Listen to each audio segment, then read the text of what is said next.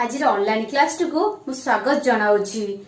आम देश को इंग्रेज मान कबलू रक्षा करने केते जन महापुरुष माने निज जीवन को जलांजलि देइसंती। सेमानक मध्यरु गांधीजी होउछंती अन्यतम। गांधीजी के विषय तुम मान तो बहुत किसी जानिथिबो। वर्तमान मु तुम मानकु गांधीजी के विषय किछि कहिबी। ध्यान गांधीजी पूरा नाम हेउछि मोहनदास करमचंद गांधी, जहाकू श्रद्धारे लोकमाने बापूजी बा गांधीजी बोली संबोधन करती। भारत को इंग्रेज मान कबलरू स्वाधीन करने पई से निज परिवार को छाड़ी जेल रे रहिले एवं शेष रे से निज प्राण को मध्य देइथिले। तांकर जन्म अक्टोबर मास 2 तारिख 1869 मसीह गुजरातर पोरबंदर रे होइथिला।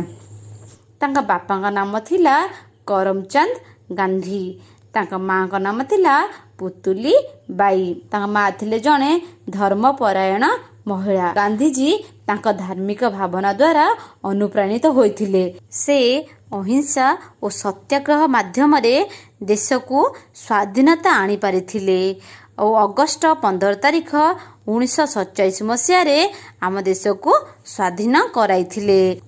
जनवरी मास 30 तारिख 1948 मसीह एक सभार संध्या 5:17 समय बिरला हाउस एक प्रार्थना सभा को संबोधन करुवा समय हिंदू राष्ट्रवादी नाथुराम गडसे तांको उपरकू 3टी गोली निक्षेप करिबारु तांकर घटनास्थल मृत्यु होइथिला। यही अहिंसा और शांतिर दूत आमको छाड़ी चली जाइथिले। आउ शेषरे सही दिन आम सत्य आ अहिंसार प्रतीक गांधीजी आमको छाड़ी चली जाइथिले किंतु आम मनरे भी एपंत से बंची रहिछंती। कारण से एमिति किछि कथा हमको शिखै जाइछंती जहाकि आम जीवन को सरस सुंदर करी गढ़ी तोड़ी पारिबो। आस अबे आमे देखिबा प्रसंग भितर को जाइकी गांधीजी आमको कोन कहिसंती, कि आमको उपदेश देइसंती। प्रसंग नाम हेउची कहिबा आगरु करिबा। गांधीजी कहिबा आगरु प्रथमे से निजे आग से कामटी करुथिले, ताहा परे जाइकी अन्य मानू कहउथिले। सेही विषय आज आमे देखिबा। सानू विद्यालय घर को फेरिला। माँ ताकू पचारिले, तुम विद्यालय रे आज कौन कौन हला? आज पूरा अक्टोबर 2 तारिख आम विद्यालय गांधीजी को जन्मदिन पालन करा। आमे आम गुरुजी माने बापू को फोटो चित्र रे फूल चढ़ाइलु। आउ किछि हला नहीं? गुरुजी गांधीजी को विषय सुंदर सुंदर कहानी सुनाइले, बहुत मजा लागिला। अच्छा कौन सब कहले?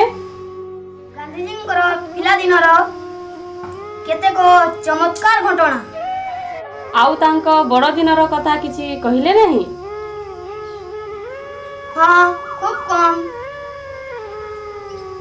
तुम किछि कहो ना? कहूची सुन। माँ कहानी आरंभ कले। सानू शुणिबाकू लागिला। थरे गांधीजींकर पत्नी कस्तूरीबा बेमार पड़िथिले। औषध पत्ररू किछि भी सुफल मिलिला नहीं। गांधीजी चिंतन होई पड़िले। से पुस्तक रू पढ़िथिले जे बेमार पड़िथिबा लोक लूण न खाइले किछिटा उपकार पाए। तेणु से यही उपदेशटी कस्तूरीबांकू देबा पाई मनस्थ कले। गांधीजी कस्तूरीबा कहले, तुमे खाद्य रे लूण मिसाई खाइबा बंद कर दियो। कस्तूरीबा अमंग होई कहले, धेत लूण बिना तो खाद्य सुस्वाद्य लगे नहीं। लूण बिना कौन खाद्य खाई हुए? तुमे अबुझा होच काहींकी? तुमर परा देह खराब। किछि दिन लूण छाड़ी देले हुए तो आरोग्य होई पारंत। गांधीजी एपरि कही कस्तूरबा को बुझाइले। कस्तूरबा टिके मुस्काई कहले, जदि तुमको किए लूण छाड़ी देबाकू कहे तुमे कौन लूण खाइबा बंद करि परिबा? गांधीजी भाबिले ए तो ठीक कथा। परकू कहवा जेतिकी सहज निजे कर देखाइबा सेतिकी सहज नुहे। ଏହି କଥାକୁ ନେଇ ସେ ଚିନ୍ତା କରିବାକୁ ଲାଗିଲେ। ଆମେ ଯାହା ଅନ୍ୟକୁ କହୁ ପ୍ରଥମେ ନିଜେ କରି ଦେଖାଇବା ଉଚିତ, ତେବେ ଯାଇ ଏହା ଅନ୍ୟମାନଙ୍କ ଉପରେ ପ୍ରଭାବ ପକାଇବ। ଏହି କଥାଟି ଗାନ୍ଧିଜୀଙ୍କ ମନେ ମନେ ବିଚାର କଲେ। କସ୍ତୁରବାଙ୍କୁ ଦେଇଥିବା ଉପଦେଶଟିକୁ ନିଜେ କାର୍ଯ୍ୟକାରୀ କରିବା ପାଇଁ ସଂକଳ୍ପ ନେଲେ। କାଳାଂଶରେ ମୁଁ ବିଦାୟ ନେଉଛି। ଆଗକୁ ପରବର୍ତ୍ତୀ କାଳାଂଶରେ ଦେଖିବା।